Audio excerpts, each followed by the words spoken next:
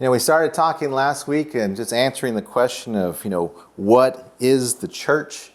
We came to understanding last week that it's not this building, and it's not the name-based church. It's, the church in its biggest definition is every person that Jesus has saved throughout all of history is the church. Now, there's a part of the church that meets here in this building. There's a part of the church that meets during this time slot on Sunday mornings. But we're we're a part of that. But it's Jesus is saving people. You can gather together with the church, but to be a part of the church is to be saved by Jesus Christ. And today we're going to build on that just by seeing what's life like in the church? And so when we look at John 17 today, we're going to be looking at one of Jesus' prayers, because we know through Scripture that on the last night, the very last night before Jesus went to the cross, he stopped and he prayed. John 17 that we're going to look at is a recording of that prayer that Jesus prayed. That's what we're going to be looking at this morning. It lets us listen in on the heart of Jesus in that moment. He's about to go to the cross. What's on his heart in the hours before he goes to the cross? He's hours away from the beatings, from the mockery, from nails being driven through his body, to his hair being ripped out, to the crown of thorns being put on his head, to his friends and abandoning him as he's sitting there dying on the cross. He's hours away from all of these things. He knew all of it was coming, everything that he would have to endure on the cross. And in that final bit of time with all of that weight sitting on his shoulders, again, he's praying in those last hours. We're not going to read the entire thing, but at the beginning, he prays for himself briefly and everything that he's about to have to go through. And he wants, it to, go through its course and be what it's supposed to be. And he knows that that's going to happen. But he prays for himself briefly. He prays for his disciples, the ones that have been walking with him for these years, that are sitting in the room with him at this moment. This is the Last Supper moment, the upper room. He's prays for the disciples that are sitting there in the room with him at that moment. And then what's even crazier beyond that, and we're going to look at it and how we identify it in this passage, but he prays for us in this passage. Jesus, in those moments before the cross, he prayed for us. We wouldn't even be born. None of us were born for the 2,000 something years after this moment. But he prayed for us. When somebody knows that their time is almost gone, they're most likely focused on what's most important to them in that moment. This was obviously important to Jesus. And I think today, as we take the time to look at this, we're taking the time to find out what was important on the heart of Jesus in the moments before he was about to die. What is he talking to his Father about in a time like that? I said last week, again, we looked at what the church is. We talked about the church being a body that you belong to. We talked about how it has Christ as its head or its leader, how there's a real difference between just being an attender of a church service and actually being part of the church of Jesus Christ. But that leads us to a question that we're going to try to answer today is, what does life look like in that body that you're part of? What things should define the body and the life that we have here? First and foremost, as always should be the case, we're defined by Jesus specifically. But as we read part of Jesus' prayer right now, we're going to see that even before all of these things came together, and even before this church existed or any of us came to know Jesus, Jesus was praying that we would be one. We're going to talk about that. It's the idea of unity, as I put there on the screen, that we would be a unified people. He wanted us to be a people that were defined by unity and love. And let's see how he prays for that. We're going to read a little bit before he gets to talking about us, but we're going to start in verse 13 of John 17. So we're going to read John 17, 13 through 23. So starting in verse 13, it says, "But now I come to you, and these things I speak in the world, that they may have my joy fulfilled in themselves. I have given them your word, and the world has hated them because they are not of the world, just as I am not of the world. I do not pray that you should take them out of the world, but that you should keep them from the evil one. They are not of the world, just as I am not of the world. It says, sanctify them by your truth. Your word is truth. As you sent me into the world, I also have sent them into the world. And for their sakes I sanctify myself, that they may be sanctified by the truth. I do not pray for these alone. He's talking about his disciples. I don't pray just for them, but I also pray for those who will believe in me through their word, that they may all be one as you, Father, are in me and I in you, that they may also be one in us, that the world may believe that you sent me. And the glory which you gave to me, I have given them, that they may be one just as we are one, I in them and you in me, that they may be made perfect in one, and that the world may know that you have sent me and have loved them as you have loved me. Our focus is going to be the latter verses here, 20 through 23. But I want to take note of some of the things. That's why I started a little earlier. I want to take note of a few of the things that Jesus was praying about, like right as he was leading up to the moment where he started specifically talking about all of us. Jesus was setting the stage a little bit. Before Jesus ever asked for our unity, he kind of is like, dialoguing with his Father about what kind of people we are. He says that he's given his people his Father's word. He's like, I've given them your word. He says the world won't love us. It's an interesting thing to deal with. It says the world won't love us because we don't belong to it anymore. He asked that we'd be kept from the evil one. And right in the middle of it, he prays, he says, sanctify them by your truth. Your word is truth. If we're unfamiliar with the word sanctify means to set apart something. So when he's talking about us, he's saying, Father, set them apart. The world's here, set them apart from the world. He says, pull them out of the world and make them your people. And in doing that, Jesus asks his Father, he says, really, ground us on what's real, ground us on his truth, ground us on his word, pull us out, pull us away outside of the world and ground us on the truth. I think it's the heart of that, the heart of that is kind of in the name of our church. There's a couple of ways I view the name of our church, but one of it is that the base of base church is that we are built on the foundation of Christ and his truth. We are on that base, or we are on that foundation. Jesus' prayer was pull them out, put them on the base, a strong base.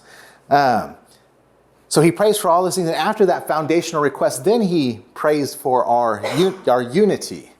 And the order of that matters. When you see how Jesus is praying that, because, he's pull them out, ground them on this, and make them one. But that order matters because, if the process was backwards, well, then we'd be dealing with the world's sense of unity. And the world's sense of unity has its own version of unity. And the world's version of unity is pretty weak, honestly. For the world, for the most part, unity is you can keep your convictions to yourselves. We don't have to claim any particular thing is true. We can smile, we can dodge hard conversations, and we can just call that peace, or we can call that some kind of unity. Let's not disagree with each other. Let's not, if we can just, smile and wave, we'll call that unity. That's not what Jesus is looking for in his church. That's not what he's praying for. That's a really fragile form of unity that's just we're not going to bring anything to the table really, so we don't have any problems. That's a really fragile form of unity.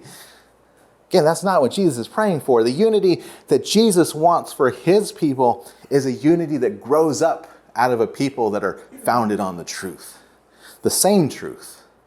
A people who are held together because we've all been gripped by the same real thing. And that real thing is the truth of who God is and what he's done for us in his Son. If you take the truth of that away, you don't have the unity anymore that Jesus was praying for. He's like, ground them on the truth. If we don't have that truth, there's nothing for us to truly be grounded on. It's like the parable of the house on the sand, the house on the rock. You take away the rock, well, then we're all going to be on sand at that point. So there is a grounding that has to happen on that real truth, and that common grounding that we have is really the starting point for the unity that's built on top of it. So real unity has to be grounded on Him, His Word, and His work for it to work for us. And you look at what Jesus says, like, in verse, we see, I said how he's talking about us, and we see that in verse 20. He started talking about the disciples, and in verse 20, he says, I do not pray for these alone, but also for those who will believe in me through their word. And we've talked about this before. That this moment's where we establish that, Jesus was talking about the people in the room, but he widens it way bigger than that. Like, he gave these disciples a mission. He said to go basically to the ends of the world, tell them about me. He said, baptize them in the name of the Father, Son, and Holy Spirit, and make disciples of me. That's what he told them to do. And so that work has continued. These 11 guys in this room at this point that were hearing this, they were the starting element of the mission of the church. And they did take the message of Jesus. They did go to all the ends of the world that they had access to at that point. And that message has spread all the way to you and I here in 2026, which is crazy that, you think of people playing the game of telephone, 3 people down the line, the story's all wrong now. It's like, it's all messed up. But we've been recounting the story and going back to the truth of it for 2,000 years, and we're still sitting on the same solid foundation of Jesus Christ that these 11 guys started 2,000 years ago. Jesus trained them up, set them out, and the whole world's been turned upside down. So now billions of people have come to believe in Jesus. And we're just the link in the chain right now that hopefully doesn't stop with us, because we're trying to link that to the next person that needs to hear about him. So he establishes, I'm praying for me, I'm praying for my guys right here, I'm praying for everyone else that's going to come to believe. And then in verse 21, we look and he says, well, what did he ask for? He establishes it's about us. He says in verse 21, he's praying that they may be one. Again, it's that word unity. It's that oneness. But when Jesus prays for this, he puts the highest bar imaginable on our unity. It's like, man, Jesus, you could have made this a little bit easier for us. The bar that he puts on our unity, he says, I want them to be one, just as you, Father, are in me and I in you. He's like, I want them to be one, just like we are one in the God. We've talked about this in previous weeks in our foundation. We talked about God and what we call like the Godhead or the Trinity, where you have Father, Son, and Holy Spirit, how they are 3 completely unique persons of God, yet they are one God. Our little tiny human minds don't perfectly get that. But he's saying there's 3 of us and there is one of us. I want them to be so unified that it's reflective of us, like we're one. I want them to be like that. That's a crazy level of unity that we're seeking to have here. That's what Jesus is praying for. In God, there is no division at all. There is perfect oneness. Jesus is praying for us to be one like God is one. And recognize when I'm just talking about like oneness and God wants us to be one, we're not talking about us all being like the same person, like being the exact same thing. That's not what it is. Jesus is praying for genuinely different people to be unified together by the very love of God. Not that we're all exactly mirror images of each other. He's created us uniquely. He's created us different. But he's saying, I want these different people to come together by our love and be so unified that people are going to see it. And maybe we hear this and we're like, man, it's hard to be, that close and that unified with a group of people. Like, I don't know if I can live up to this. But thankfully, verse 22 comes after this. And in verse 22, Jesus says, he says, the glory which you have given to me, I have given to them, that they may be one. Jesus says, everything that you've given me, like, the Father, as Jesus was walking on this earth, has glorified his Son, Jesus Christ. He's like, I'm going to give that glory to them, and their oneness is going to be built around it. It's not about just like us trying really hard to manufacture, like, oh, let's love each other. We need to be working on that. But Jesus is like, I'm going to put my glory in this place, and we're going to build around that. It's like, that's the drawing element of our unity. Like, we need to put in some work, but the reality of our unity working is based on him and his glory, and that is what establishes it. Our part, again, Jesus says, I give them my glory to establish unity. And when we look at that, and our part should be, we've been given something really precious. Like, Jesus put his glory in his church. We need to be living like, well, I don't want to be the one that breaks that, there's this precious thing that we've been given here. We don't want to break what he's given us in that. Like, he put his glory in this place. Do I want to make his glory look bad? No. But why does this matter so much to him? Like, why does our unification, our oneness, why does this matter so much to Jesus? Why is this the thing that he prays for when the cross is just hours away at this point? Well, there's something that it ties to. Again, you step back to verse 21 again. Jesus prays, he says, that they all may be one as you, Father, are in me and I in you, that they may be one in us, so that the world may believe that you sent me. And again in verse 23, that the world may know that you have sent me and have loved them as I have loved them. It's crazy that Jesus is making the case here that our unity together, like the love that we have for each other, the unity, the bonds that we have in a place like this as his church, our unity is evidence. It's evidence. When the world looks at a group of different people from different backgrounds, different ages, different personalities, people who likely wouldn't have gravitated together in any other situation. It's like, we may had not Jesus been doing this, a lot of us, we may not have found ourselves in the same room together. But this is what God's doing. But when that happens, when God is doing that, then the world has to look at that and try to explain the evidence of it.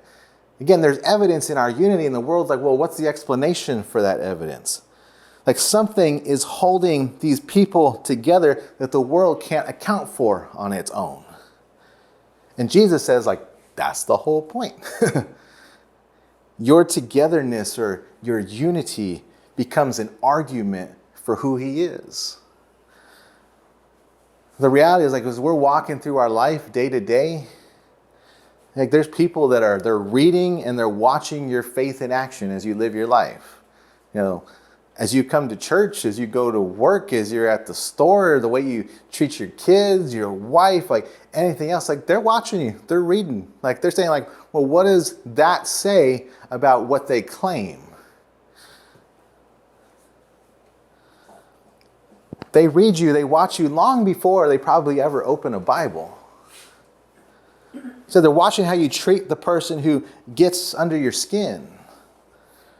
They're watching whether, the people at church actually enjoy each other or they're just tolerating each other for an hour on Sunday mornings. Like, the world's watching us.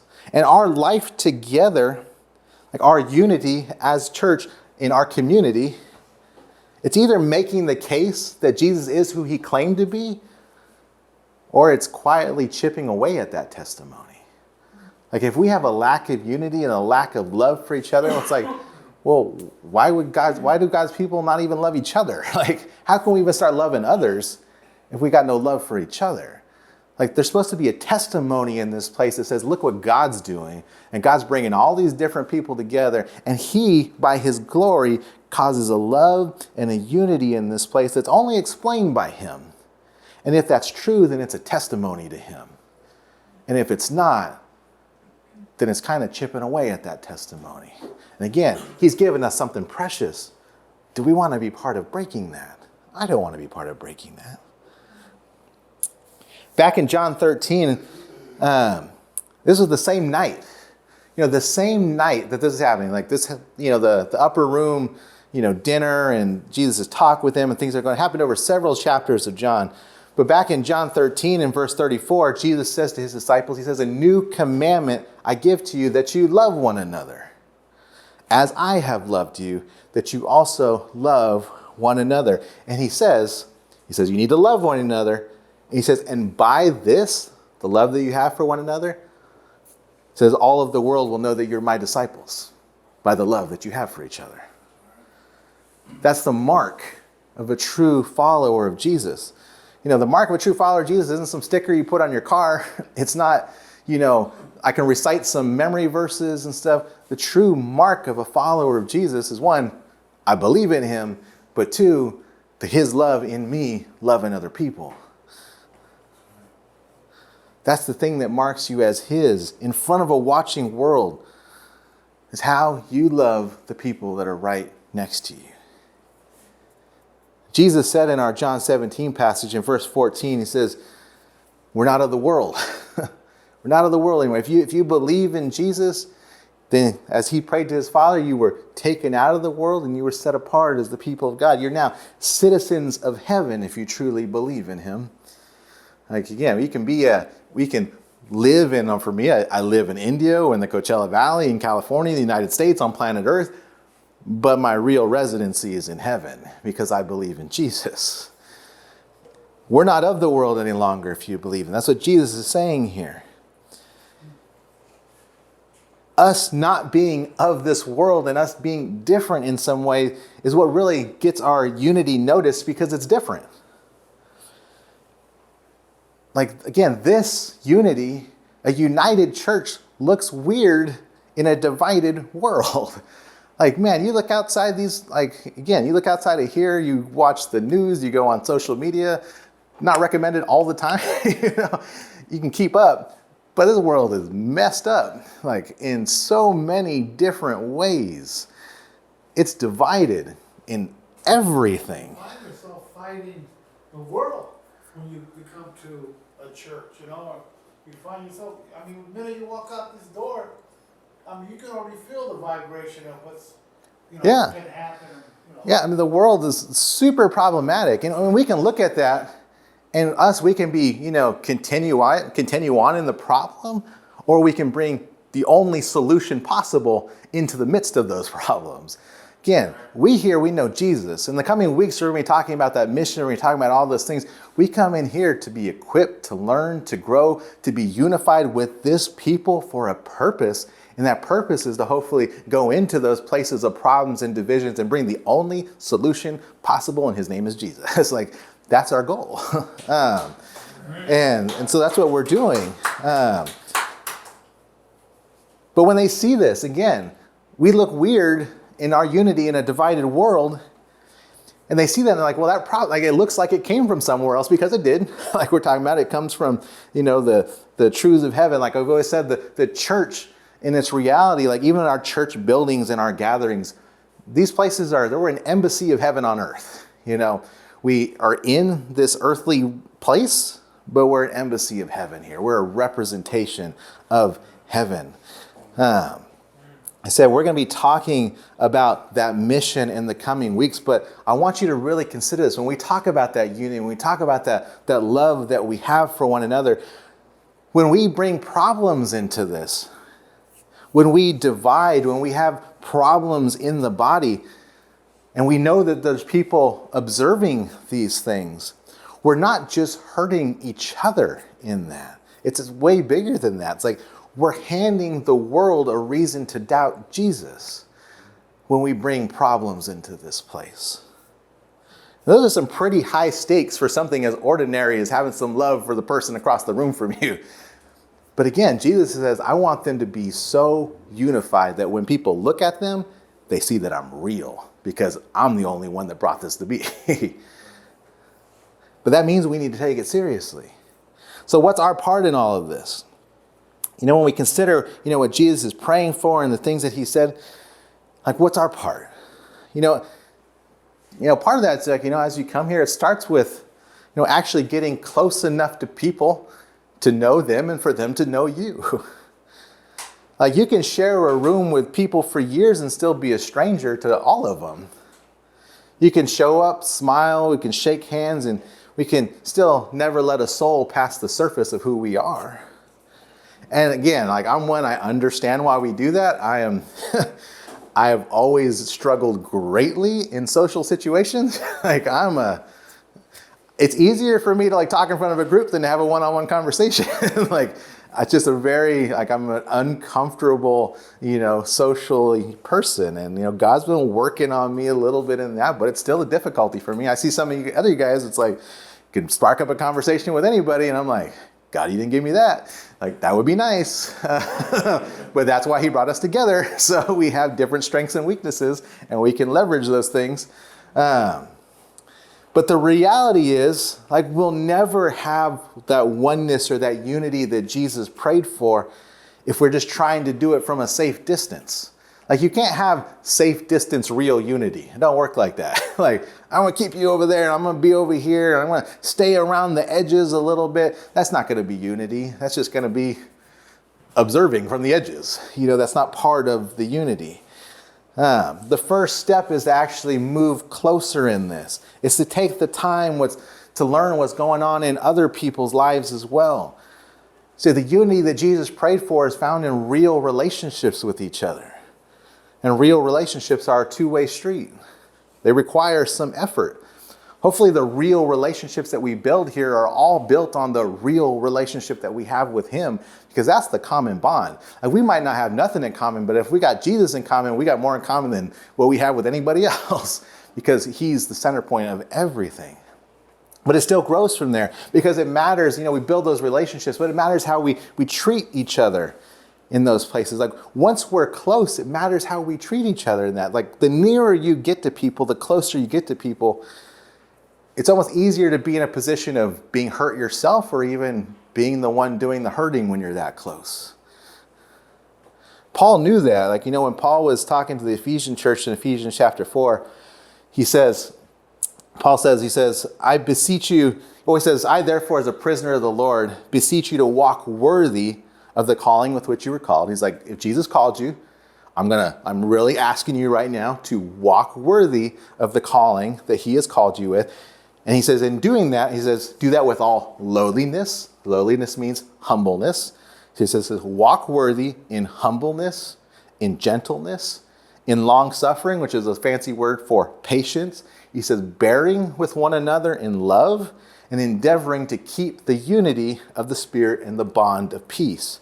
Paul uses the phrase bearing with one another. When you hear the phrase bearing with one another, there's an assumption that happens there that there will be things that we need to bear that are going to go on in the midst of that relationship.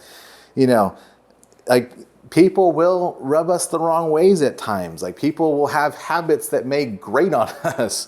They'll have opinions that we don't share. Maybe there's whole seasons where it's like, this person's just difficult to love right now, Lord. But work on me first. Like, work on me first as I try to bridge that gap of love. But the instruction that Paul gives isn't just to go find an easier group of people to love. His instruction is to bear with these ones in love. Yeah. And hopefully as we lovingly engage with one another, there will be growth and there will be change. And in doing so, the unity gets easier. But in all of that happening, it all happens. And at the end of that road, God gets more glory because of it. Because he's working that out. He's bringing his people closer. There's purpose that's happening there. And he gets the glory. Again, when Paul is talking to the church in Colossae in chapter 3, he says, bearing with one another and forgiving one another. He says, if anyone has a complaint against another, even as Christ forgave you, so you also must do. He says, but above all these things, put on love, which is the bond of perfection. Again, we saw bearing with one another. Well, there is an implication in this passage that we'll be needing to forgive one another. There will be things to forgive. Paul goes so far to say that we need to forgive in the way that Christ forgave us, which is a really interesting statement. He says, forgive others as Christ forgave you. Which means that we don't forgive other people because they earned it. Because you never earned Jesus' forgiveness. We forgive because he forgave us. As a forgiven person, I need to be forgiving other people.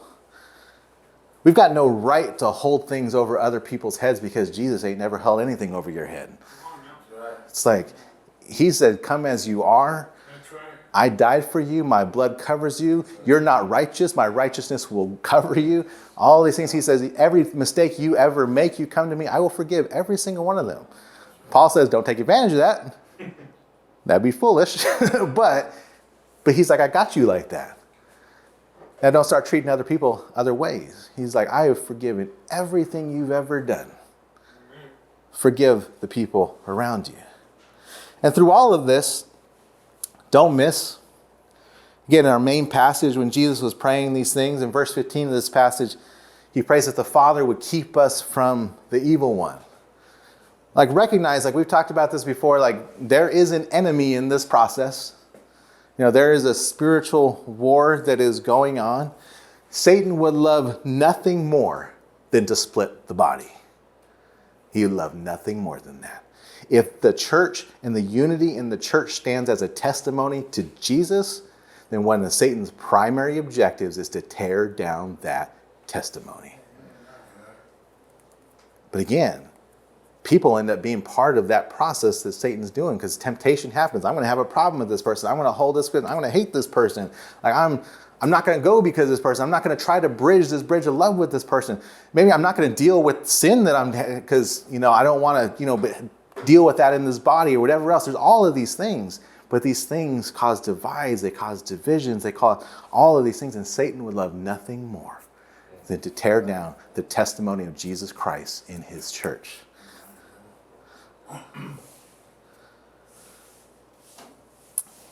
Protecting the peace in the church isn't just a good idea. Protecting the peace in the church is part of the very cause of Christ in this world. Philippians 2, as I come to a close here, Philippians 2 says, let each of you look not only to your own interests, but also to the interests of others. You see, Jesus builds his church, but we're all part of it. If you believe in him, you're part of it. And our part looks like counting the person next to us, as worth our time, worth our investment, worth our love, even our patience, worth our attention, worth our forgiveness when it's needed. We got to see the person next to us as worth all those things. We got to see them as greater than we see ourselves. We're going to sacrifice and love for our brothers and sisters. We're going to give up that time. We're going to be there. We're going to, deal with the problems. We're going to do all those things. But why? Because at the end of it, it's a testimony of how good Jesus is. The real unity testifies Jesus to a watching world. Again, bring us all back around. On the last night before the cross, Jesus prayed that you and I, his people, would be one. To be built on the truth, to be modeled on the very love of God. He gave us the Spirit. He told the Father that a watching world would come to believe because of the unity in his church. When problems arise here, and they will eventually, they have before, they will eventually, we're people. By default, as people, we're problematic at times because none of us are perfect. But when problems arise, we can either engage those issues for the purpose of unity, or we can disengage or make things worse. One of those answers Jesus' prayer. The other one works against it. We need to engage the situations for unity, and we don't have to manufacture this unity because he's already given it. It's like, I put my glory here. Be unified around my glory. But we need to work to protect it because our unity in this place and as his people is absolutely critical. I ask each of you, again, this is just a self-reflection moment question. And some, we haven't been around this for a long time. Some we have. But, as you come to a place like this and as we gather as God's people, I think the applicable question in this as we look in the mirror is, am I one that's actively trying to build the unity of the church? Or have I been a part of chipping away at the unity of the church? We have to ask ourselves honestly that question. Again, we're not trying to make everyone the same or whatever else. Like, so we just established what the church was last week. We needed to talk this week about what life together should look like. We just kind of saw the broad strokes of it, so to speak, this week. But it's pretty amazing. I mean, I've been saying it time and time again. I think it's really amazing as we sit here to come to understand that the way that we treat each other, the way that we live alongside of each other stands as a testimony of the living, breathing Jesus, that he's real, he's exactly who he says he is, and that we only exist because it's all true. You know, our mission statement is to broadcast Jesus. What we looked at this morning is saying that the way that we live together broadcasts Jesus without us ever even saying a word. That's crazy. Like, if we can actually love and be unified together, we need to go tell the truth of the gospel of Jesus Christ. But just our living together broadcasts Jesus to the world.